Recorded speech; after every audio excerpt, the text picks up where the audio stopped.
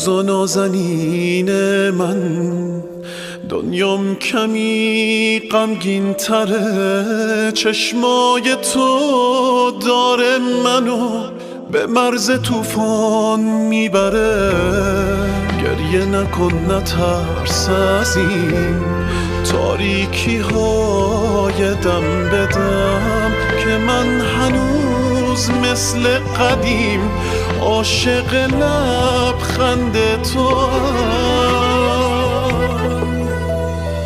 عمیق‌تر نفس بکش تا آسمونو حس کنی، باید شبیه برکه ها مهتابو منعکس کنی. این روزا نازنین من، دلتنگی عادتم شده زندم، ولی این زندگی بدجور برام مبهم شده.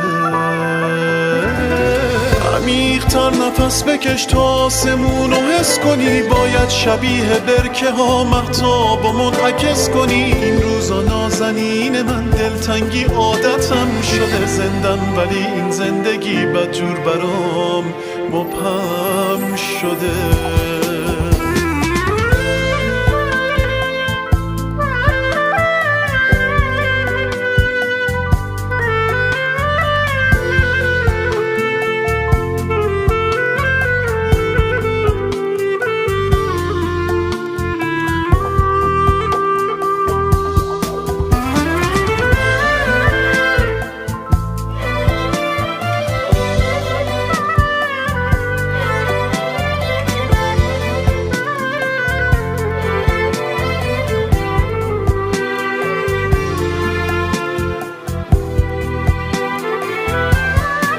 گم نمیشم نازنین تا عشق تو خونمه، جایی که ایستادی هنوز آغاز مرز خونمه.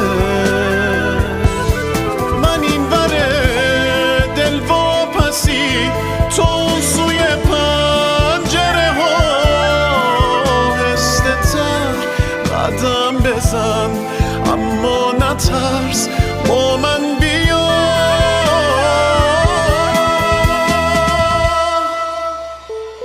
عمیق‌تر نفس بکش تا آسمونو حس کنی، باید شبیه برکه ها مهتابو منعکس کنی. این روزا نازنین من، دلتنگی عادتم شده زندم، ولی این زندگی بدجور برام مبهم شده.